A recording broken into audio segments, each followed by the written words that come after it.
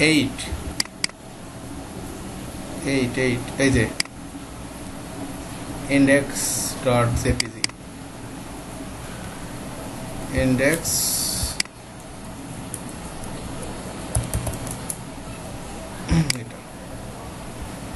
এই যে আপনারা যেটা করবেন বুটস্ট্র্যাপে যদি এই ডিজাইনটা করতে চান, হ্যাঁ বুটস্ট্র্যাপে যদি এই ডিজাইনটা করতে চান, সর্বপ্রথম কি করতে হবে, এই যে এখানে প্রথমত হচ্ছে আপনার একটা কন্টেইনার নিতে হবে। কন্টেইনার ক্লাস নিলেন, ক্লাস নেওয়ার পরে এই জায়গায় হচ্ছে আপনার দুইটা কলাম নিতে হবে, কলাম SM আপনার 6 করে নিতে হবে আর কি, দুইটা নিতে হবে। নিয়ে এই পাশে লগো রাখবেন, এই পাশে হচ্ছে আপনার ইমেজ মেনুটা রাখবেন, মেনুর কাজগুলো করবেন। হ্যাঁ মেনু নামক একটা ডিপ নেবেন, সেই ডিপের মধ্যে আপনি ওখানে গিয়ে দেখাচ্ছে এই ইউএল এর মধ্যে এলআই সবগুলো নিয়ে কাস্টম সিএসএস দিয়ে করতে পারবেন। ঠিক আছে, এটা তারপরে এই যে এইখানে যেটা আছে এটা কিভাবে নেবেন, এটা হচ্ছে আপনার কত করা আছে এখানে বলেন তো, কলাম এখানে কলাম কয়টা নেওয়া আছে, একটা না, একটা কলাম মানে কত, কল এখানে আপনার 12 নিতে হবে নাকি, নিলে আপনার একটা পাবেন। ঠিক আছে, বাট এটা কিন্তু আলাদা রো কিন্তু আলাদা, এটা একটা রো নিলেন, তারপরে এটা কিন্তু আলাদা একটা রো, তারপরে এটাও কিন্তু আলাদা একটা রো নিছে, নিয়ে কিন্তু সেখানে কাজ করছে। একটু পরে এই যে নিচের দিকে আসলে এখানে কি করছে, এখানে হয়তো একটা রো নিছে, তার মধ্যে এই যে কলাম 12 নিয়ে তার মধ্যে এগুলো করছে। এখানে আপনার 4টা কলাম নিছে, তো 4টা কলাম আপনি নিয়ে তার মধ্যে ভাবে কাজ করবেন, নর্মালি নিয়ে নেন, তাহলে তো হয়ে যায়। প্রত্যেকটাতে সেম এইরকম ভাবে দেখেন। ঠিক আছে, জাস্ট আপনি নেবেন কি কন্টেইনার, তার মধ্যে রো, তার মধ্যে হচ্ছে আপনার কয়টা করে কলাম আপনার লাগবে সেটা নিলে তো আপনার হয়ে যাবে। কালার যদি দিতে চান তাহলে কি করবেন, ধরেন যে এখানে একটা কালার দিতে চাচ্ছেন, এখন এই সেকশনের তো একটা নাম দিবেন, এই সেকশনটার একটা নাম দিবেন না, এই সেকশনের যে নাম দিবেন সেখানে একটা ক্লাস তো নেবেন, ওখানে আপনি আরেকটা ক্লাস নিয়ে নেবেন, সেকশনের নাম দেন বিউটিফুল বা টিম নামক একটা সেকশন নাম দিবেন। তো টিমে গিয়ে আপনি ব্যাকগ্রাউন্ড কালারটা অ্যাড করবেন কাস্টম সিএসএস দিয়ে কাজ করবেন। তারপরে এখানে এরকম কাস্টম সিএসএস ইউজ করতে হবে। ঠিক আছে, কারণ কাস্টম সিএসএস ইউজ না করলে, যেমন এখানে যে কালারটা আছে এই কালারটা তো বুটস্ট্র্যাপে সাপোর্ট করে না, তারপরে এই যে এই কালারটা কিন্তু বুটস্ট্র্যাপে নেই, এই কালারগুলো বুটস্ট্র্যাপে আপনি পাবেন না। বুটস্ট্র্যাপের কিছু লিমিটেশন তাদের মধ্যে আছে, এই যে বুটস্ট্র্যাপের কালারে যান দেখেন, বুটস্ট্র্যাপের অবশ্যই লিমিটেশন আছে, এরা সকল কালার সাপোর্ট করে না, বা এত কালার তো আর এরা ক্লাস দিয়ে বানাইতেও পারবে না। এদের কালার শুধুমাত্র এই কয়টা, এই যে দেখেন এই ক্লাসগুলো কল করলে সেই কালারগুলো পেয়ে যায়, যেমন টেক্সট মোটেড, টেক্সট প্রাইমারি, এই কয়টা কালার তাদের আছে, এর বাইরে তাদের কোনো কালার নেই। সো তাহলে একটা সাইট ভালোভাবে ডিজাইন করতে গেলে অবশ্যই আপনাকে সিএসএস ইউজ করতে হবে, সিএসএস ইউজ না করলে হবে না। এখন কথা আছে, যদি ক্লায়েন্ট আপনাকে বলে যে আমাকে বুটস্ট্র্যাপ দিয়ে ডিজাইন দিয়ে দিতে হবে, তখন আপনি কি করবেন, তখন আপনি বলবেন যে বুটস্ট্র্যাপে এটা সাপোর্ট না, বুটস্ট্র্যাপে আপনার এটা সাপোর্ট করে, তখন বুটস্ট্র্যাপের সাপোর্টের ডিজাইনটা আপনি তাকে দিয়ে দিবেন। ঠিক আছে, বিষয়টা হচ্ছে এটা। না না না, পুরা পেজ একটা কন্টেইনারে হবে না, পুরা পেজটা আলাদা আলাদা কন্টেইনারে নিতে হবে। হ্যাঁ, এইটা যেমন একটা কন্টেইনার, তারপর কি এই সেকশনের জন্য আর একটা কন্টেইনার নিতে হবে, প্রত্যেকটা সেকশনের জন্য আলাদা আলাদা কন্টেইনার নিতে হবে। ঠিক আছে, ব্যাকগ্রাউন্ড কালার কিভাবে নেবেন, ব্যাকগ্রাউন্ড কালার যেমন এখানে প্রথমত এই ক্লাসের জন্য বলি বা এই গ্রুপটার জন্য বলি, টিম নামক এই গ্রুপটার জন্য বলি, এখানে প্রথমত কি করবেন, এখানে প্রথমত আপনার একটা কন্টেইনার ক্লাস নেবেন, একটা কন্টেইনার ক্লাস নেওয়ার পরে কি করবেন, কন্টেইনার ক্লাস নেওয়ার পরে তার মধ্যে রো নিতে হবে, কয়টা রো নিতে হবে দেখেন, রো নিতে হবে একটা, তার মধ্যে দুইটা রো নিতে হবে, দুইটা রো নেওয়ার পরে ঠিক আছে, এখানে এই রো এর মধ্যে প্রথম রো এর মধ্যে কয়টা কলাম থাকবে, একটা কলাম থাকবে, এবং দ্বিতীয় রো এর মধ্যে কয়টা কলাম থাকবে, দ্বিতীয় রো এর মধ্যে 4টা কলাম থাকবে, দ্বিতীয় রো এর মধ্যে থাকবে 4টা কলাম। তো 4টা কলাম এখানে আপনাকে নিতে হবে, নেওয়ার পরে সেখানে আপনি এই ডিজাইনটা করে দিবেন। বুঝতে পারছেন, বিষয়টা হচ্ছে এইভাবে আপনাদের করতে হবে। এটা তো জটিল কোনো বিষয় দেখছি না, এটা তো খুব সহজ একটা বিষয়, আপনার একটু বুঝতে সমস্যা হয়ে গেছে আপনাদের, যতটুকু মনে করতেছি যে বুঝতে হয়তো আপনাদের একটু প্রবলেম হয়ে গেছে।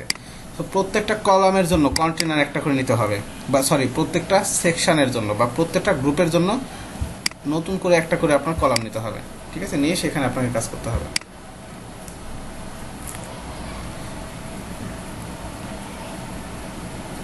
কন্টেইনারে ব্যাকগ্রাউন্ড কালার কীভাবে চেঞ্জ করবেন? কন্টেইনারে যদি ব্যাকগ্রাউন্ড কালার চেঞ্জ করতে চান সেক্ষেত্রে যেটা করবেন, এই যে দেখেন এই কন্টেইনারের এখানে এসে আরেকটা ক্লাস আপনি নেন, সমস্যা নাই তো, এখানে ক্লাস নেন হেডার ক্লাস নেন, হেডার নামক একটা ক্লাস নেন, বা এখানে আর ডাইনামিক করার জন্য নিতে পারেন মাই হেডার নামক একটা ক্লাস নেন। এটা তো আর বুটস্ট্র্যাপের ক্লাস না, এটা কিসের ক্লাস? এটা হচ্ছে এই যে আমি কপি করলাম এটাকে, দেখেন কপি করে এই মাই হেডারে গিয়ে এখন style.css এ গিয়ে আপনি ডিজাইন করেন। ঠিক আছে, মাই হেডারে গিয়ে এখন আপনি style.css এর কাজটা করেন। দেখাই কিভাবে ডিজাইনটা নেবেন। এই যে style.css ফাইলটাকে এখন আপনি ওপেন করেন, ওপেন উইথ কোড। এখন এই জায়গায় এসে মাই হেডার নিলেন না, এখানে এসে আপনি নেন কি নিতে যাচ্ছেন, ব্যাকগ্রাউন্ড কালার কি দিবেন, দেন গ্রিন, দেন সেভ করেন।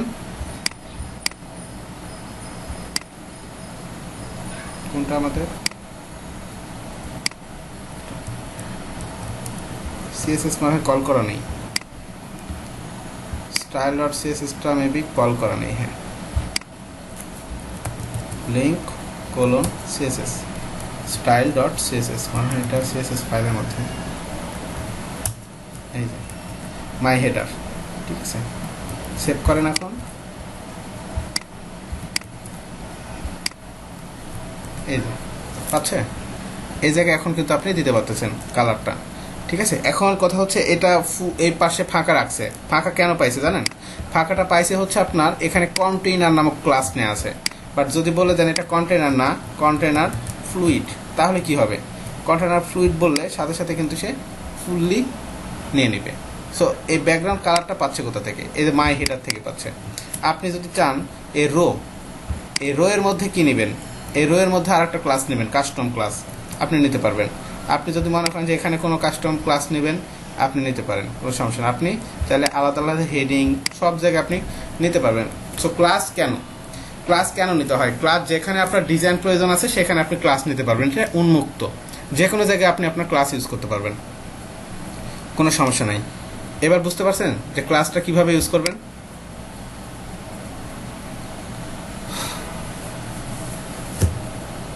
হ্যাঁ, আপনারা এই বিষয়টা নিয়ে এত ডিপ্রেশনে যাবেন না। বিষয়টা হচ্ছে এই ক্লাসগুলো, যেমন এই বুটস্ট্র্যাপের এই ক্লাসগুলো নিয়েছি রেসপন্সিভ করার জন্য, বাট আপনারা আগে যেভাবে সিএসএস দিয়ে ডিজাইন করতেন ওভাবেই ডিজাইন করেন। ঠিক আছে, আগে যেভাবে সিএসএস দিয়ে ডিজাইন করতেন সেম ওভাবে ডিজাইন করেন। তবে আমরা জাস্ট একটাই সিস্টেম নিচ্ছি, সেটা হচ্ছে প্রথম একটা ডিপ নিব, যেটা কন্টেইনার নিতে হচ্ছে, তারপর রো নিতে হচ্ছে, তারপরে আমার এই যে ডিভাইস অনুযায়ী কলামগুলো নিতে হচ্ছে, যে কোন ডিভাইসে কত রাখবেন সেটাও বললাম। স্মল ডিভাইসে এই যে 12টা, মিডিয়াম ডিভাইসে 6টা, লার্জ ডিভাইসে এত, এক্সট্রা লার্জ ডিভাইসে এত, এই কয়টা করে কলম। এটাই জাস্ট, এর বাইরে আপনাদের আর কিছু করা লাগবে না। এটা আপাতত বুঝে কাজ করেন। ঠিক আছে, এখন যে কোনো জায়গায় আপনাদের সিএসএস এর ডিজাইনটা ঢুকাই দেন, কারণ বুটস্ট্র্যাপটা দিয়ে ফুলফিল ভাবে আপনি কখনোই একটা ডিজাইন কমপ্লিট করতে পারবেন না। ঠিক আছে, বুটস্ট্র্যাপটা দিয়ে কখনোই হয় না আর কি, মূলত ওয়েবের ফ্রন্ট এন্ডের ডিজাইনের বিষয়ে। ঠিক আছে, মূলত এই বুটস্ট্র্যাপটা এক্স্যাক্টলি যারা একদম ডেভেলপ করে আর কি, ব্যাক এন্ডের যে ডেভেলপগুলো আছে এগুলো নিয়ে মূলত আপনার বুটস্ট্র্যাপ দিয়ে করে আর কি। ঠিক আছে, সো ওখানে তো আর ক্লায়েন্ট দেখতে পায় না, বাট ওয়েবসাইটের ফ্রন্ট এন্ডের ডিজাইনটা সুন্দর হতে হয়। বুটস্ট্র্যাপে আপনার সব কিছুর মধ্যে লিমিটেশন আছে, তবে ভালো। এই যে টেবিল, হ্যাঁ, এই যে আপনার কার্ড, এই যে কার্ডগুলো দেখেন, ভালো ভালো কার্ড আছে, বাট কিছু আছে আর কি। এই যে দেখেন কার্ড নিতে পারেন, এই যে এই কার্ডগুলো কিভাবে ইউজ করবেন, এই যে দেখেন এগুলো আমরা চাইলে সিএসএস দিয়েও করতে পারি, তবে কার্ড দিয়ে এভাবে করলে রেসপন্সিভ এগুলো আর কি। এই যে দেখেন জাস্ট কার্ড নামক একটা ক্লাস নেই, কার্ড বডি নামক একটা ক্লাস নেই, এর ভিতরে আমরা এই যে কন্টেন্ট বসাই দিই। দুইটা ক্লাস ইউজ করলেই এরকম ক্লাস হয়ে যায় আর কি, বা এই ধরনের একটা কার্ড বানায় ফেলতে পারবেন। এরকম ভাবে আপনার এই যে দেখেন অনেক কিছু আছে আর কি। এই বুটস্ট্র্যাপ ক্যারোসেল, ঠিক আছে, এই যে দেখেন ক্যারোসেল, এই যে চলে যাচ্ছে, বাট এগুলো আমরা জাভাস্ক্রিপ্ট দিয়ে করবো আর কি। এগুলো আমরা জাভাস্ক্রিপ্ট ইউজ করে করব। চাইলে এখান থেকেও করতে পারেন, ঠিক আছে, তবে জাভাস্ক্রিপ্ট দিয়ে করা ভালো এই কাজগুলো আর কি। বুঝতে পারছেন? তো বুটস্ট্র্যাপের আপাতত আপনাদের তারপর একটা বিষয় শিখিয়ে দিই, যেহেতু একটা ল্যাঙ্গুয়েজ আর কি, বর্তমান ট্রেন্ডেবল একটা ল্যাঙ্গুয়েজ। আপনারা কি করবেন, এটার মূলত ক্লাসগুলো, হ্যাঁ ক্লাসগুলো আর কি দেখতে হবে, একটু করে প্র্যাকটিস করবেন। এই যে অল ক্লাসেস নামক একটা বিষয় আছে, আপনারা আপাতত কাজ করতে থাকেন, আর এখান থেকে যে কোন ক্লাস দিয়ে কীভাবে কাজ করে এগুলো একটু একটু করে দেখবেন। বুটস্ট্র্যাপের ক্লাসের বাইরে আর অন্য কোনো কিছু নেই, যা আছে সব কিছুই ক্লাসের মধ্যেই, যা আছে সব। আবার সবগুলো ক্লাস দরকারও হয় না, তারা আপনার হাজে বাজে অনেক কিছু রেখে দিয়েছে, কার কোনটা লাগে আর কি, তবে আর কি সবগুলো লাগে না, ঠিক আছে। এই যে অনেক অনেক কার্ড তাদের আছে আর কি। তো তারা কাজ করেই যাচ্ছে। তাদের ভার্সনটা আপডেট করে কীভাবে জানেন? তাদের ভার্সন আপডেট করে ক্লাস বাড়ায় দিয়ে, ক্লাস বাড়ায় দেয়, বলে যে ভার্সন আপডেট 4.1 বর্তমানে বুটস্ট্র্যাপের ভার্সন। হ্যাঁ, জাভাস্ক্রিপ্ট এখনই আসবে আপনাদের, ঠিক আছে। জাভাস্ক্রিপ্ট খুব দ্রুতই আসবে। জাভাস্ক্রিপ্ট কমপ্লিট করে আমরা হচ্ছে ফ্রিল্যান্সিং মার্কেট প্লেসটাতে যাবো আর কি, মোটামুটি লেভেলের জাভাস্ক্রিপ্ট এবং jQueryটা। সো বুটস্ট্র্যাপটা নিয়ে কি কারো কোনো কনফিউশন আছে? আর না থাকারই বিষয়, কনফিউশন বেশি হবে না বুটস্ট্র্যাপটা নিয়ে, ঠিক আছে। বুটস্ট্র্যাপটা নিয়ে কনফিউশনে থাকবেন না আর কি। রেসপন্সিভের জন্য মূলত বুটস্ট্র্যাপটা ইউজ করবেন, ঠিক আছে। এই যে বুটস্ট্র্যাপটা এখানে বুটস্ট্র্যাপের এখানে আসলে এই যে আপনার এগুলোতে ঘুরে ঘুরে দেখতে পারেন, ঠিক আছে। দেখে আপনি রিসোর্স নিয়ে নিয়ে অনেক কাজ করতে পারবেন এখান থেকে। এই যে ব্রাউজার অ্যান্ড ডিভাইস কী কী কাজ করে সব বিষয় এখানে, ঠিক আছে। এই যে বুটস্ট্র্যাপটা ক্রস ব্রাউজার বলা হয় আর কি, ক্রস ব্রাউজারের কাজ করে, মানে সকল ব্রাউজারে সাপোর্টেড লেটেস্ট যে ব্রাউজারগুলো আছে, যে ক্রোম 45 ভার্সন, ফায়ারফক্স, ইডিজি, এক্সপ্লোরার কোনটা জানেন? ইন্টারনেট এক্সপ্লোরার, হ্যাঁ অনেক দুর্বল একটা ব্রাউজার, তারপরে সাপোর্ট করে আর কি iOS, সাফারি, অ্যান্ড্রয়েড, অপেরা সব জায়গাতে, ঠিক আছে। তো বুটস্ট্র্যাপ থেকে একটু রিলিজ হই। এখন কথা হচ্ছে আপনাদের মোটামুটি ডিজাইনের জন্য, হ্যাঁ আমি একটা ফোল্ডার করে নিই আপনাদের আজকে।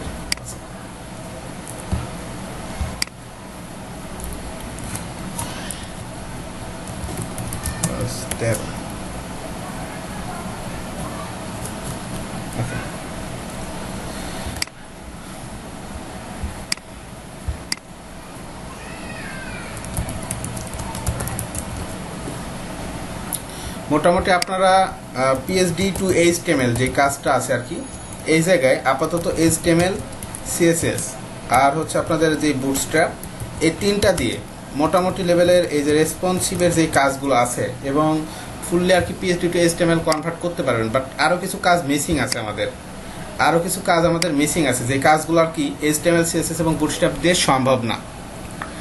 তো এই ধরনের কাজগুলো কমপ্লিট করার পরে তারপরে আপনাদের এই PHP টু HTML এটা কমপ্লিট হবে, ঠিক আছে। PHP টু HTML টা তখনই কমপ্লিট হবে আর কি। তো এটা হচ্ছে আপনার জাভাস্ক্রিপ্ট আর কি, এবং আমাদের হচ্ছে jQueryটা। তো এখন কথা হচ্ছে যে আপনারা এই জাভাস্ক্রিপ্ট এবং jQuery এই দুইটা শেখার পরে আর কি সরাসরি আপনার মার্কেট প্লেসে ডিজাইন নিয়ে কাজ শুরু করতে পারবেন। আমার তো আর অনেকগুলো প্রজেক্ট আছে, যেমন হচ্ছে আপনার এরপরে ওয়ার্ডপ্রেসে যাব আমরা, ঠিক আছে, PHP থাকবে আর কি ওখানে। তো যাই হোক, এইটা আমাদের শেষ করতে হবে। এখন কথা হচ্ছে আপনারা যদি সবাই বলেন যে HTML, CSS, বুটস্ট্র্যাপ দিয়ে মোটামুটি লেভেলের এখন আপনারা ডিজাইনের কাজ শুরু করতে পারবেন এবং মোটামুটি আর কি এখানে কোনো ইয়ে থাকবেন আর কি, তাহলে আমি এটাতে আগাবো আর কি সামনের দিকে।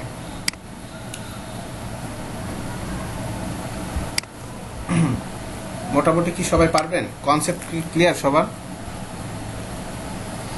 এখন একটা বিষয় কি জানেন, ডিজাইন মানেই ক্রিয়েটিভিটি, সেখানে অনেক নতুন নতুন ডিজাইন আপনার সামনে আসবে। তো ভয় পাওয়ার কোনো কারণ নাই, বুঝছেন? ভয় পাওয়ার কোনো কারণ নেই, নতুন নতুন অনেক ডিজাইন আপনার সামনে আসবে, কারণ ক্রিয়েটিভিটি মানেই ডিজাইন, এবং ডিজাইনের কোনো শেষ কখনোই হবে না, কোনো দিনই হবে না।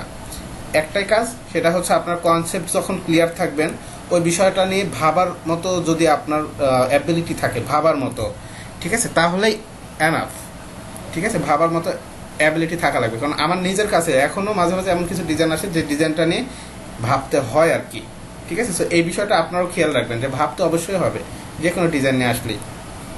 হ্যাঁ, কাজ করলেই নতুন নতুন কিছু আসবে, এখন বিশেষ করে আপনাদের আরও বেশি আসবে। এখন একটা কাজ আসবে মানে ওখানে নতুন কোনো বিষয় থাকবে, কারণ আপনাদের তো কেবলমাত্র শুরু, ঠিক আছে। সো বিষয়টা হচ্ছে এটা। তবে এটাও আর কি থাকবে না, হয়তো বা কিছুদিন কয়েকটা মোটামুটি ভালো মানের কিছু পিএইচডি কাজ করার পরে দেখবেন যে মোটামুটি সব কিছুই হাতের নাগালেই চলে আসবে। তো একটাই ওয়ে আপনাদের জন্য, সেটা হচ্ছে এই মুহূর্ত থেকে আপনাদের পিএইচডি টু এইচটিএমএল থেকে সরে আসা যাবে না। পিএইচডি টু এইচটিএমএল প্রফেশনালভাবে কাজ করতে গেলে আপনাদের যেটা লাগবে, আপনাদের এই জায়গাটাতে ফুললি নলেজ এখন রাখতে হবে এবং আপনাদের প্র্যাকটিসে রাখতে হবে, ঠিক আছে। প্র্যাকটিসে রাখবেন, তাহলে ইনশাল্লাহ এই জায়গায় আপনাদের হ্যাঁ একটা ইয়া হয়ে যাবে আর কি। সো রেসপন্সিভ করবেন, যে ডিজাইনটাই করবেন সেই ডিজাইনটা রেসপন্সিভ সহজ জিনিস আপনাদের। এটা আমি যে কনসেপ্টটা ধরাই দিয়েছি, এটা যদি আপনারা বুঝতে পারেন, রেসপন্সিভ অনেক সহজ জিনিস, এটা কঠিন কোনো বিষয়ই না। সো HTML CSS পাশাপাশি বুটস্ট্র্যাপটা রাখবেন, এবং সবাই বর্তমানে বুটস্ট্র্যাপের ডিজাইনটাই নেয় আর কি, বুটস্ট্র্যাপ দিয়ে রেসপন্সিভ করে, কারণ CSS দিয়ে রেসপন্সিভ কেউই করে না।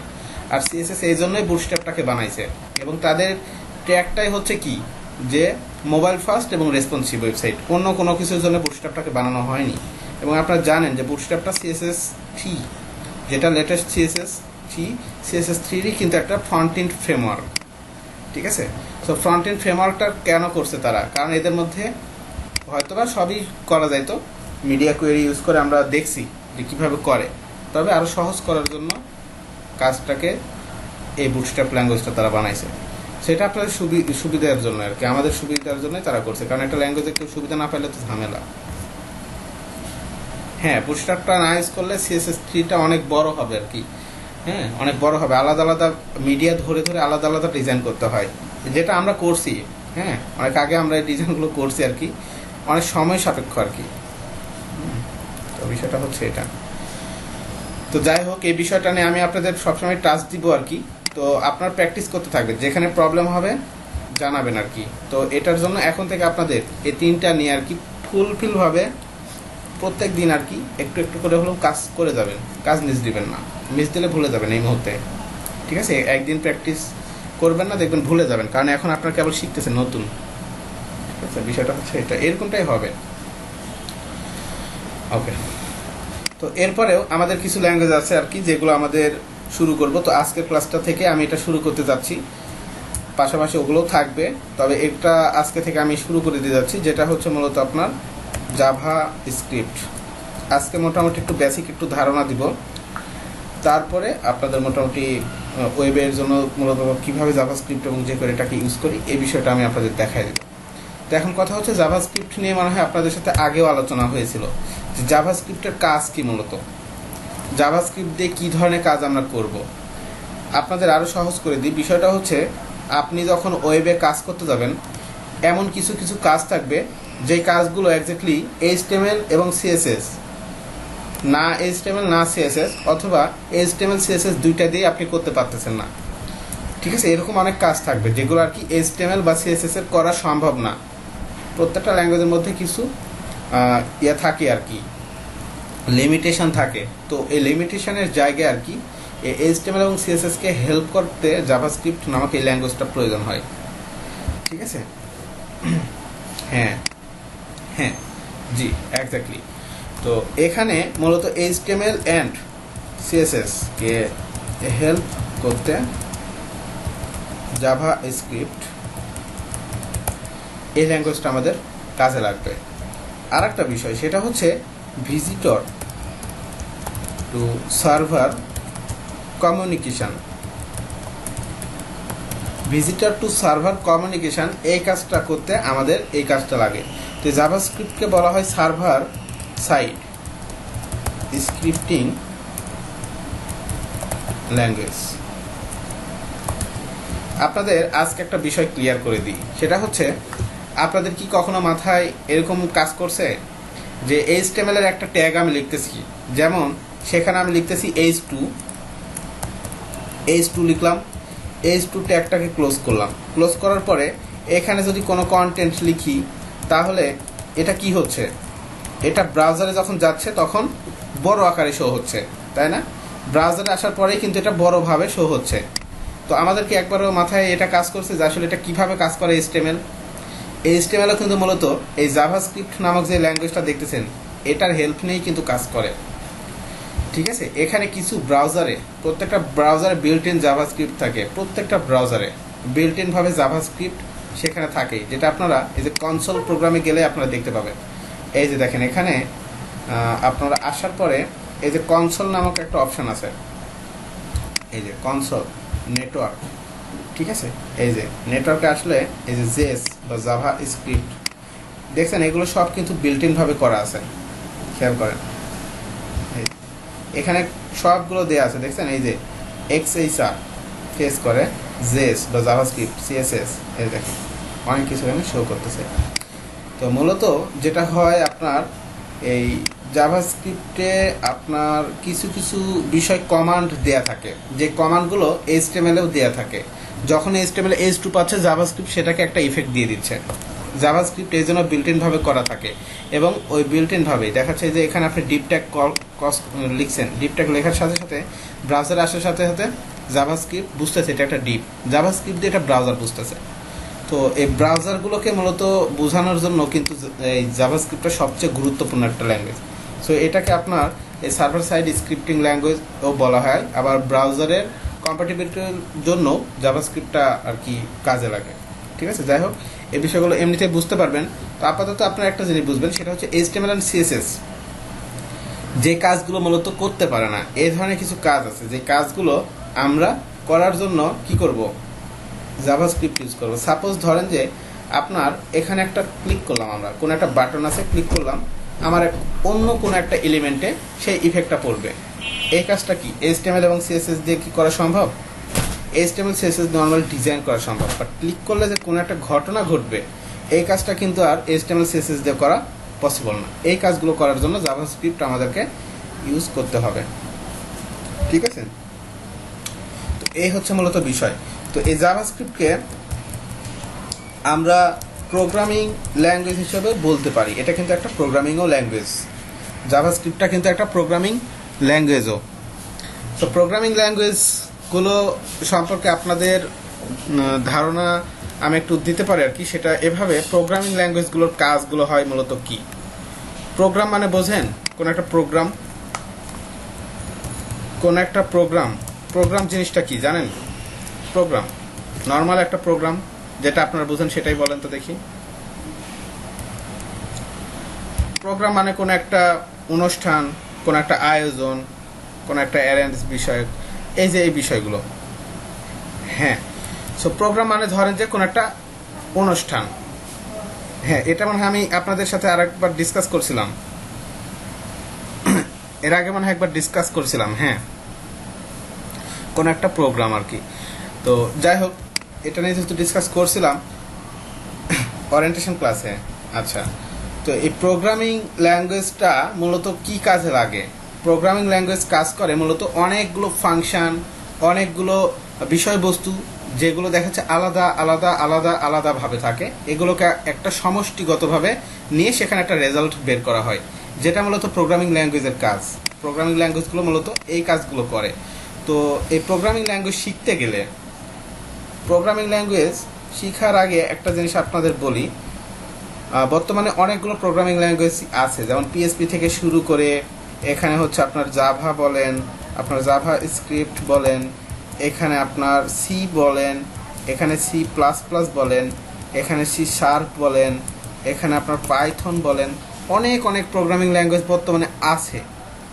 ঠিক আছে, তো প্রত্যেকটা প্রোগ্রামিং ল্যাঙ্গুয়েজেরই একই বৈশিষ্ট্য এবং প্রত্যেকটা ল্যাঙ্গুয়েজের মূল মন্ত্রটা সেম, কোনো ডিফারেন্ট নেই। এই জন্য বলা হয় আর কি যে আপনি যদি একটা প্রোগ্রামিং ল্যাঙ্গুয়েজের বেসিকটা কখনো বুঝতে পারেন, তাহলে বাকি যত প্রোগ্রামিং ল্যাঙ্গুয়েজ আছে খুব সহজেই এগুলো আয়ত্ত করা যায়। ঠিক আছে, বিষয়টা হচ্ছে এটা। তো এটার কিছু বিষয় আছে যে বিষয়গুলো নিয়ে মূলত প্রোগ্রামিং ল্যাঙ্গুয়েজ কাজ করে, এই বিষয়গুলো আমাদেরকে একটু আয়ত্ত করা লাগবে। তো এর জন্য মূলত আপনাদের আমি একটু বেসিকটা দেখাবো আর কি। সো জাভাস্ক্রিপ্টের বেসিকটাই দেখাবো, আপনার অন্যান্য প্রোগ্রামিং ল্যাঙ্গুয়েজ বেসিকগুলো ধরে নেন, এমনিতেই বুঝতে পারবেন। ঠিক আছে, কারণ একসাথে চাইলে আপনি সবগুলো প্রোগ্রামিং ল্যাঙ্গুয়েজ শিখতে পারবেন না, একটা একটা করে প্রোগ্রামিং ল্যাঙ্গুয়েজ শিখতে হয়, তবে হেল্পিং হ্যান্ড হিসেবে কাজ করে বেসিকটা। ঠিক আছে, বিষয় হচ্ছে এইটা। সো একটা প্রোগ্রামিং ল্যাঙ্গুয়েজ শিখতে গেলে মূলত কয়টা বিষয় আপনার জানা লাগবে, এই বিষয়টা নিয়ে একটু বলি। সেটা হচ্ছে প্রথমতই একটা বিষয় জানা লাগবে, সেটা হচ্ছে ডাটা। ডাটা কি জিনিস, এই জিনিস আমাদের জানতে হবে। এরপরে একটা বিষয় থাকবে যেটাকে বলা হয় ডাটা টাইপ। ডাটা টাইপটা আমাদেরকে জানতে হবে। এরপর কিছু বিষয় আছে, যেমন হচ্ছে আপনার ভেরিয়েবল। ভেরিয়েবল কি জিনিস এগুলো আমাদেরকে জানতে হবে। তারপর এখানে আমাদেরকে জানতে হবে বিভিন্ন ফাংশন, বিভিন্ন ছোট ছোট ফাংশন কিভাবে বানাতে হয়, এই বিষয়গুলো আমাদের জানা লাগবে আর কি। ঠিক আছে, আরও অনেক বিষয় আছে, তবে এই কয়টা বিষয় আর কি আমাদের খুব জরুরি আর কি, যেগুলো জানাটা আর কি। ঠিক আছে, এই কয়টা বিষয় আর কি। আরও কিছু বিষয় আছে যেগুলো আমি আপনাদের দেখাবো। সো আপনাদের এই জায়গায় আজকে আমি হালকা পাতলা একটু ধারণা দিব আর কি, এই বিষয়গুলো নিয়ে একটু ধারণা দিব, এবং আমি আপনাদের একটু প্র্যাকটিক্যালি দেখাবো আর কি। সরাসরি প্র্যাকটিক্যাল দেখালে এবং সাথে সাথে ধারণা পাইলে আপনাদের বুঝতে সুবিধা হবে কোন জিনিসগুলো কেমন।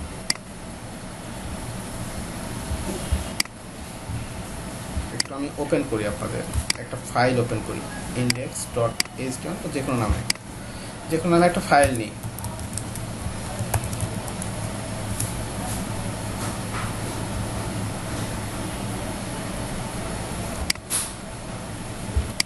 কোডে ওপেন করি।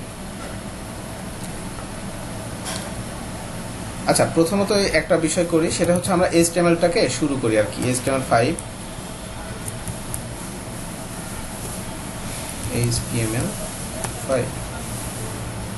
শর্টকাট কাজ করে না।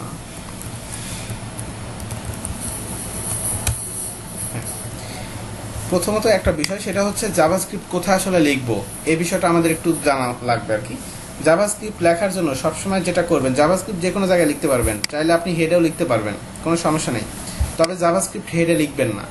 চাইলে আপনি এই জায়গায় স্ক্রিপ্ট লিখতে হয় আর কি, লিঙ্ক করার সিস্টেম। যেমন আমরা হচ্ছে নর্মাল লিঙ্ক করি, এভাবে লিঙ্ক করুন, CSS করি না, এভাবে লিঙ্ক করি। বাট জাভাস্ক্রিপ্টের কোনো ফাইলকে লিঙ্ক করার জন্য এভাবে করা হয় না। জাভাস্ক্রিপ্টের ফাইলগুলোকে স্ক্রিপ্ট লিখতে হয়, SRC দিতে হয়, এর ভিতরে SRC-গুলো বসায় দিতে হয় বা সোর্সটা বসায় দিতে হয়।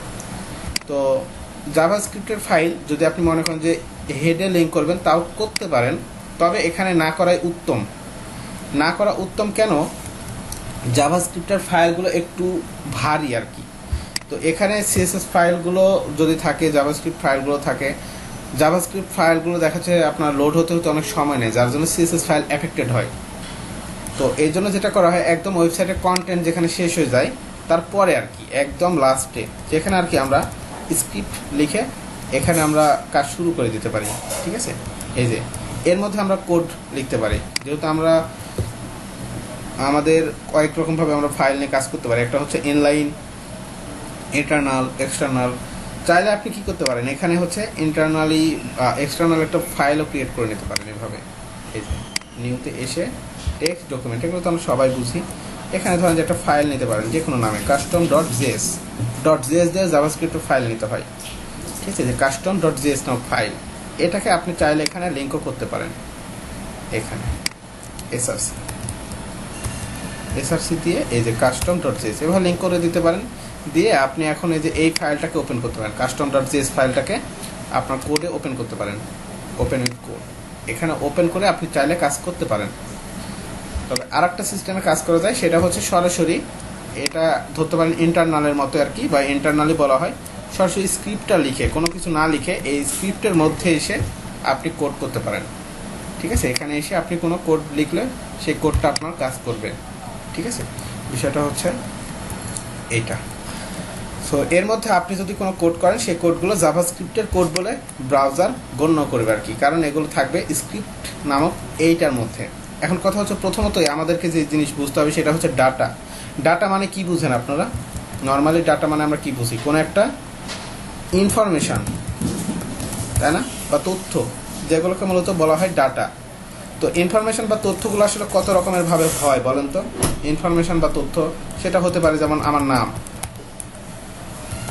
সেটা হতে পারে আমার নাম, তাই না? সেটা হতে পারে আমার রোল ধরেন যে বলা যায় 10, তাই না? এরকম হতে পারে কি আমার অ্যাড্রেস, ধরেন যে আমার অ্যাড্রেস হতে পারে, এরকমভাবে হতে পারে। তো এগুলো সব কিন্তু যেমন এটা একটা কিন্তু আপনার ডাটা হতে পারে, কারণ কি এটা একটা ইনফরমেশন দিচ্ছে না। সো বিষয়টা হচ্ছে হ্যাঁ, নিউমারিক অর টেক্সট যে কোনো একটা হলেই হলো, কোনো সমস্যা নেই, ঠিক আছে। নাম্বার হোক, সেটা হচ্ছে আপনার কোনো একটা টেক্সট হোক, যেটাই হোক না কেন, যদি দেখেন যে সেটা একটা ইনফরমেশন, তাহলে সেটা একটা ডাটা, ঠিক আছে। সবই ডাটা, এক্স্যাক্টলি সবই ডাটা। সো বিষয় হচ্ছে এই ডাটাগুলোকে আমরা এখানে লেখার প্রয়োজন হতে পারে। যেমন এখানে আপনি লিখলেন আমার নামটা মিনহাজুল ইসলাম, আমার নামটা, ঠিক আছে। এরকমভাবে লিখলেন এখানে মনে করেন 10, এখানে মনে করেন লিখলেন ডাটা। সো এগুলো সবগুলোই ডাটা, ঠিক আছে। বাট এই ডাটাগুলোকে যেহেতু এখানে টেক্সট বা এখানে আপনার টেক্সট আকারে আছে, এখানে নিউমারিক আকারে আছে, তো কথা হচ্ছে এই ডাটাগুলোকে ব্রাউজারকে বোঝানোর জন্য, আমাদেরকে ডাটার টাইপটাকে চিনতে হয়। ডাটার বিভিন্ন টাইপ থাকে, এই টাইপগুলো বলে দিতে হয় যে কোনটা কোন টাইপের ডাটা। সো এই ডাটা টাইপটা আমাদেরকে জানতে হবে। যেমন আমি মিনহাজুল ইসলাম লিখলাম, এটা আসলে কোন টাইপের ডাটা, এই জিনিসটা বলতে হয়। সো ডাটা টাইপ থাকে অনেকগুলো। সো আমি লিস্ট দিচ্ছি ডাটা টাইপগুলো, দেখেন। যেমন স্ট্রিং টাইপের ডাটা, তারপরে থাকতে পারে ডাটা হচ্ছে আপনার ইন্টিজার টাইপের ডাটা, ঠিক আছে। এরপর থাকতে পারে ডাটা হচ্ছে আপনার ফ্লোট টাইপের ডাটা, এরকম হচ্ছে মূলত ডাটা টাইপ থাকে। তো এই স্ট্রিং টাইপের ডাটাগুলো কোনগুলো? স্ট্রিং টাইপের ডাটা হচ্ছে যেগুলো আপনার টেক্সট, এগুলোকে বলা হয় স্ট্রিং টাইপের ডাটা। ইন্টিজার টাইপের ডাটা কোনগুলো? ইন্টিজার টাইপের ডাটা ওইগুলাই যেগুলো কোনো নাম্বার, ধরেন যে একটা নাম্বার, বাট সেটা ফুল একটা নাম্বার, পূর্ণাঙ্গ একটা নাম্বার, এখানে কোনো দশমিক না, কোনো কিচ্ছুই না, একটা পূর্ণাঙ্গ একটা নাম্বার, যেটাকে বলা হয় আপনার ইন্টিজার টাইপের ডাটা। এটাকে বলা হচ্ছে ইন্টিজার টাইপের ডাটা। আর একটা ডাটা টাইপ আছে যেটা হচ্ছে নাম্বার, বাট এখানে দশমিক থাকবে, ঠিক আছে, যেটাকে বলা হচ্ছে আপনার ফ্লোট টাইপের ডাটা। বুঝতে পারছেন ডাটা টাইপগুলো? জাস্ট ব্রাউজারকে বা জাভাস্ক্রিপ্ট বুঝবে যে আসলে কোনটা কোন টাইপের ডাটা, এই জন্য আমাদেরকে এই ডাটা টাইপগুলো বলে দিতে হবে, ঠিক আছে, ডাটা যখনই লিখবো, কারণ আমরা প্রোগ্রাম করার সময় ডাটাগুলোকে বুঝাইতে হবে, এটা গুরুত্বপূর্ণ একটা বিষয়। সো ডাটা এইগুলোকে বোঝানোর জন্য মূলত আমাদেরকে এই ডাটা টাইপটাকে ভালোভাবে বুঝতে হবে, ঠিক আছে, যে কোনটা কোন টাইপের ডাটা। সো এই জিনিসটা বুঝতে পারছেন, স্ট্রিং টাইপের ডাটা, ইন্টিজার এবং ফ্লোট, স্ট্রিং, ইন্টিজার, ফ্লোট।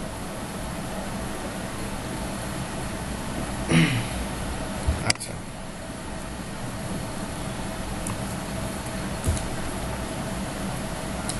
ওকে, মনে রাখবেন, জাস্ট মনে রাখার বিষয়, অন্য কিছু না, ঠিক আছে, জাস্ট মনে রাখার বিষয় কোনটা কোনটা। আচ্ছা আচ্ছা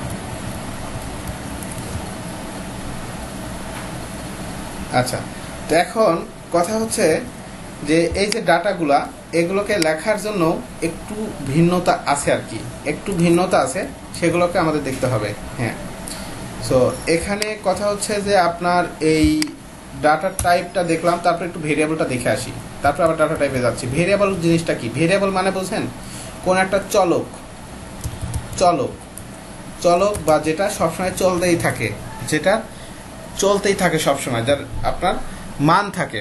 হ্যাঁ, কনস্ট্যান্ট প্লাস ধ্রুবক, হ্যাঁ, কনস্ট্যান্ট এবং ভেরিয়েবল দুইটা বিষয় থাকে আর কি। কনস্ট্যান্টের মান নির্ধারিত, যেখানে আর কি কোনো পরিবর্তন হচ্ছে না, ঠিক আছে, এরকম একটা মান। বাট ভেরিয়েবল এমন একটা মান যেখানে মান সবসময় পরিবর্তন হতেই থাকবে, মানটা সবসময় পরিবর্তন হতে থাকবে, এরকম মানকে বলা হচ্ছে চলক বা আপনি ভেরিয়েবল বলতে পারেন, ঠিক আছে। তো এই ভেরিয়েবলগুলো মূলত কোন একটা মান তার মধ্যে আমরা পুট করতে পারি, কোন একটা মান, ঠিক আছে, কোন একটা মান তার মধ্যে আমরা রাখতে পারি, যে মানটা কি হতে পারে, যে মানটার কি আপনার পরিবর্তনশীল একটা মান হতে পারে। সো ভেরিয়েবল হচ্ছে আপনার এরকম একটা বিষয়। সো ভেরিয়েবলটা বুঝতে পারছেন, ভেরিয়েবলটা জিনিসটা কি এই পর্যন্ত দেখব। আপাতত কয়েকটা বিষয় আমি আপনাদের ক্লিয়ার করে দেবো একদম। ভেরিয়েবলটা হচ্ছে মূলত চলক, যেটা একটা মান থাকবে, এটা একটু পরে বুঝতে পারবেন। দেখেন, এখন আমরা ডাটা বুঝছি, ডাটা টাইপটাও বুঝতে পারছি। এখন কথা হচ্ছে যে এখানে আমার নামটা লিখলাম, আমার একটা নাম লিখলাম, ঠিক আছে। এখন এই নামটাকে ভেরিয়েবল বা স্ট্রিংটা বোঝানোর জন্য আমাদেরকে কি করতে হবে জানেন? এই নামটাকে বোঝানোর জন্য আমাদেরকে এটাকে কোটেশনের মধ্যে রাখতে হবে। এই যেভাবে যদি কোটেশনের মধ্যে রাখেন তাহলে এটা স্ট্রিং টাইপের ডাটা হবে। এটা এখন একটা স্ট্রিং টাইপের ডাটা। স্ট্রিং টাইপের ডাটাকে বোঝানোর জন্য সবসময় যেটা করতে হয় আপনার এইভাবে দুটা কোটেশনের মধ্যে রাখতে হয়। এখন এই ডাটাটাকে আমি একটা ভেরিয়েবলের মধ্যে যদি রাখতে চাই তাহলে কি করতে হবে? ঠিক এই যে এভাবে আপনাকে একটা ভেরিয়েবলের ভিতরে আপনি রাখতে পারবেন। যেমন কি এ একটা ভেরিয়েবল। ভেরিয়েবলের কাজ কি? ভেরিয়েবলের কাজই হচ্ছে আপনার কোনো মান তার মধ্যে রেখে দেয়া। ঠিক আছে। যেমন একটা ছোট্ট অঙ্ক দেখায় আপনাদের। ছোট্ট একটা অঙ্ক আমরা যেমন দেখছি না, a equal 20, b equal 30, a এবং b equal a equal 20, b equal 30। So কি করছি আমি দেখেন, আমি এখানে a এর মান রাখছি 20, b এর মান রাখছি 30। এখন কথা হচ্ছে আমি a এবং b এর মান যোগ করতে চাচ্ছি। a এবং b এর মান আমি কি করব? a প্লাস b, এই দুইটা মান আমি এখন যোগ করব। এখন যোগ করার পরে এই জিনিসটাকে আমি কি করব? যোগ করার পরে এই মানটা তো কোনো জায়গায় রাখতে হবে, তাই না? এই যে রাইখে দিলাম কার মধ্যে? সি নামক একটা ভেরিয়েবলের মধ্যে আমি রাইখে দিলাম। এ এবং বিটা যোগ করলাম এবং সেই মানটা সি এর মধ্যে রাখলাম। ঠিক আছে। রাখার পরে আমি যদি এটাকে পাবলিশ করতে চাই, দেখতে চাই রেজাল্টটাকে, কিভাবে দেখব? জাভাস্ক্রিপ্টের একটা ভাষা আছে রাইট, এটা একটা ফাংশন। রাইট একটা ফাংশন, বিল্ট ইন একটা ফাংশন।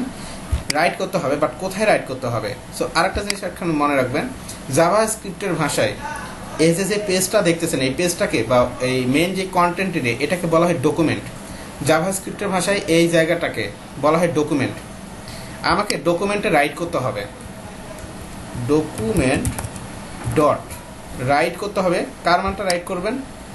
সিতে আমার হচ্ছে এ এবং বি এর মানটা রাখা আছে, এখানে ক্যালকুলেশন হয়েছে এবং এই সি এর মধ্যে আমি সেই মানটা কি করতে পারছি? রেখে দিছি। সি এর মানটা রেখে দেন। ওকে, সেভ করেন। সেভ করে যদি আপনি আপনার এই ফাইলটা যদি এখন ওপেন করেন তাহলে দেখতে পাবেন যে ওখানে দেখেন, এই যে এখানে কিন্তু তারা রেজাল্টটা দিয়ে দিছে। রেজাল্ট কত? 20 প্লাস 30 ইকুয়াল 50। চলে আসছে না? চলে আসছে।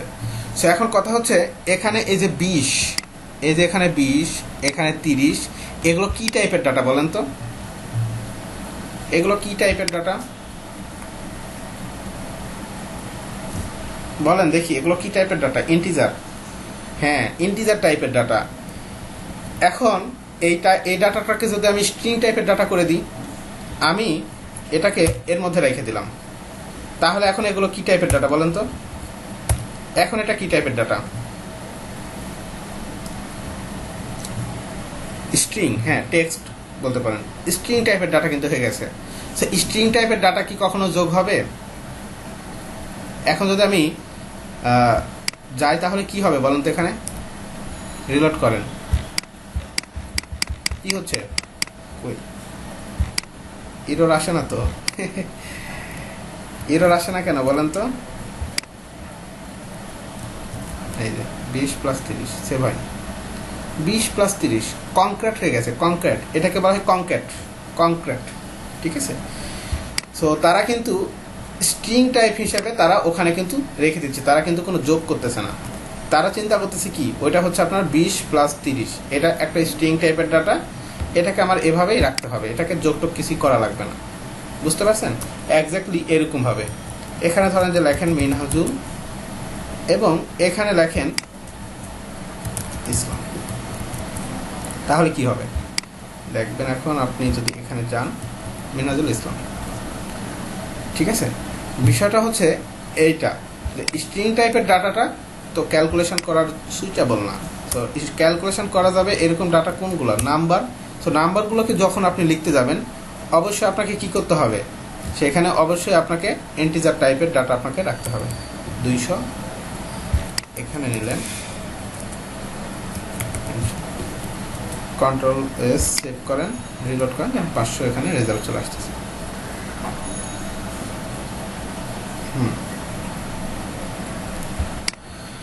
সো বিষয় হচ্ছে এটা যে আপনার ডাটার টাইপটা যদি ঠিক না থাকে তাহলে আপনার ক্যালকুলেশনগুলো কিন্তু ঠিকঠাকভাবে কাজ করবে না।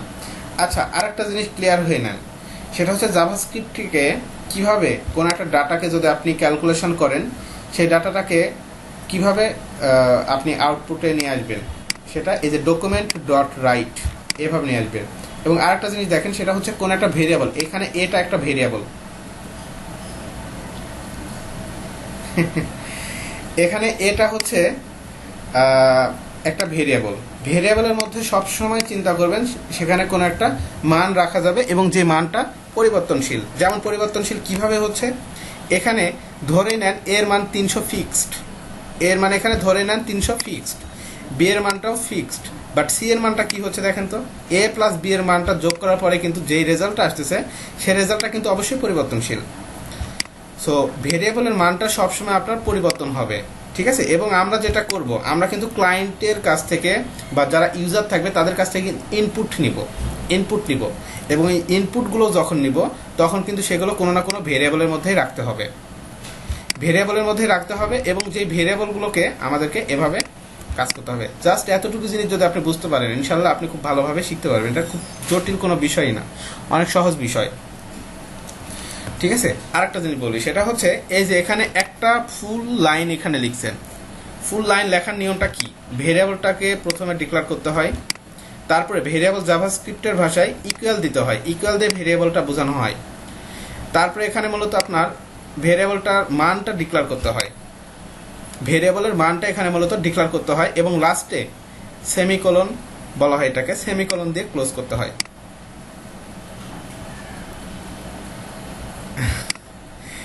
তো এটাকে বলা হচ্ছে স্টেটমেন্ট। এই যে ফুল যে জিনিসটা লাইনটা আমি লিখলাম, এই লাইনটাকে বলা হয় স্টেটমেন্ট। স্টেটমেন্ট নামক এই কথাটাও মনে রাখবেন, স্টেটমেন্ট। এগুলো ছোট ছোট বিষয় তো লাগবে আর কি।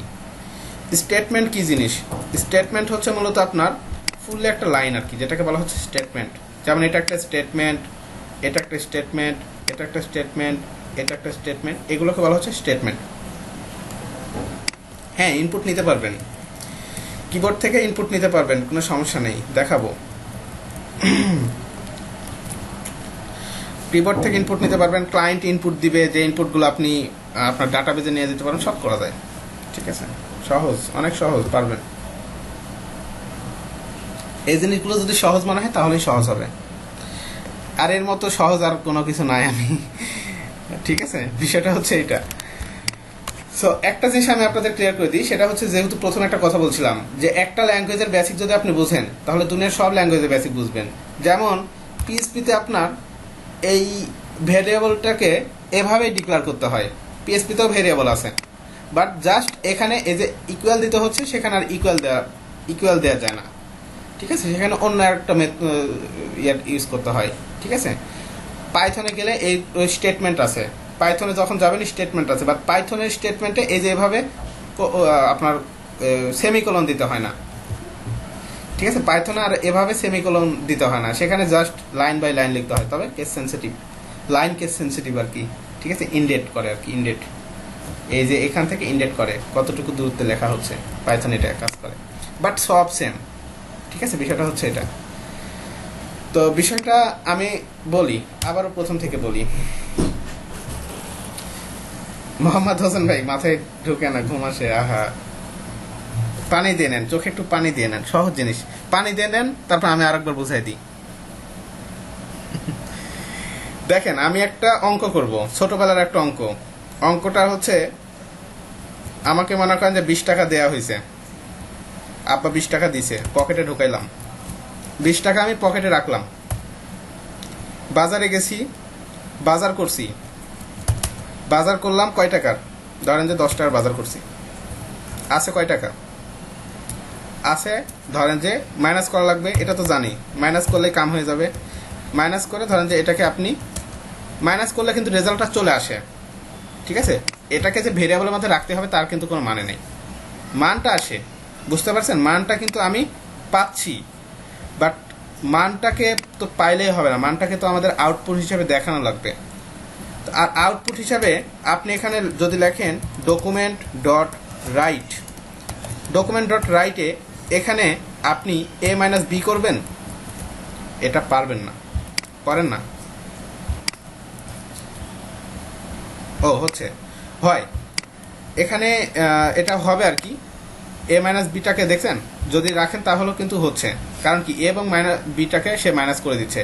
বাট এমন কিছু ফাংশন থাকবে আর কি যেগুলো আর কি অনেক বড় একটা রেজাল্ট আমাদের করে আনতে হবে, যে রেজাল্ট আর এখানে তখন লিখতে পারবেন না আপনি।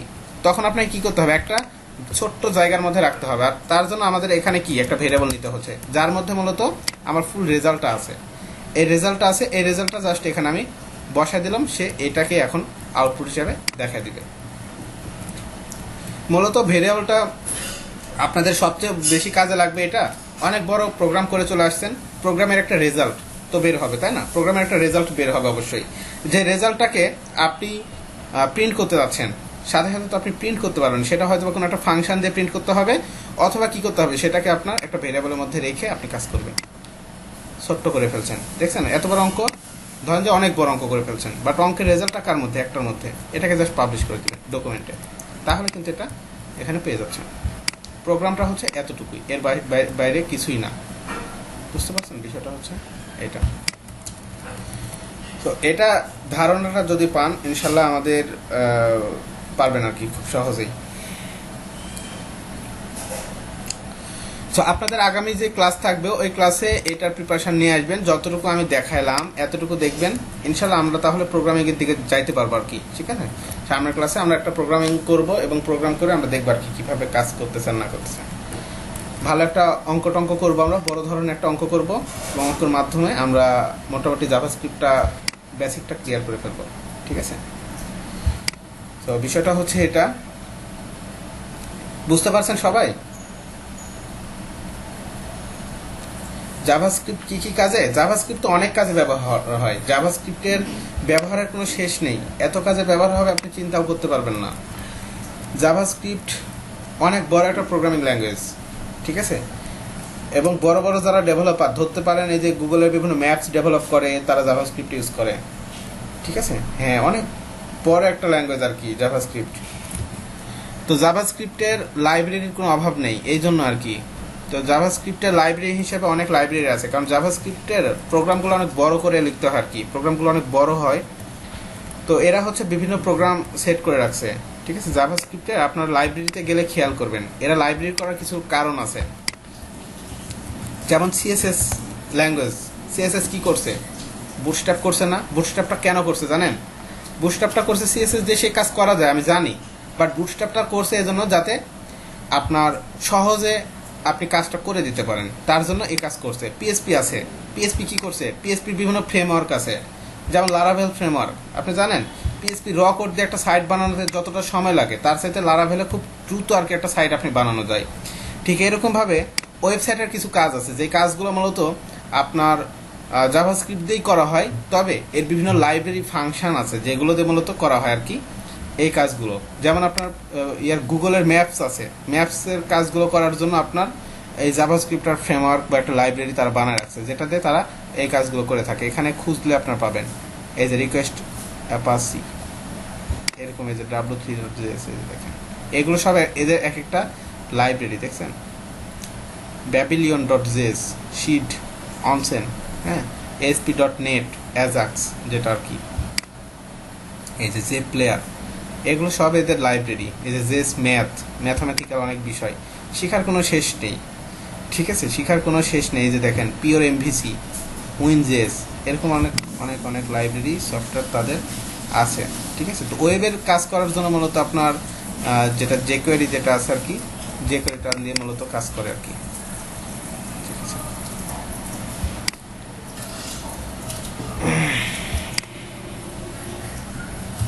পার্থক্য আছে, জাভাস্ক্রিপ্ট এবং জাভা দুইটার মধ্যে পার্থক্য আছে, অনেক বেশি পার্থক্য।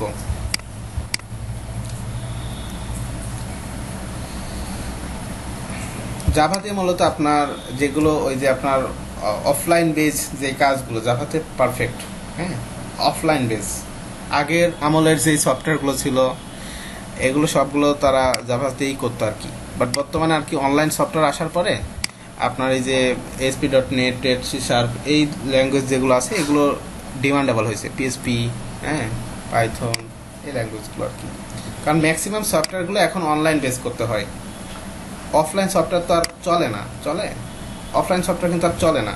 মেশিন ল্যাঙ্গুয়েজ হিসেবে, মেশিন লার্নিং হিসেবে পাইথন ইউজ করে সবাই, মেশিনের জন্য আর কি, মেশিন ল্যাঙ্গুয়েজ হিসেবে আর কি।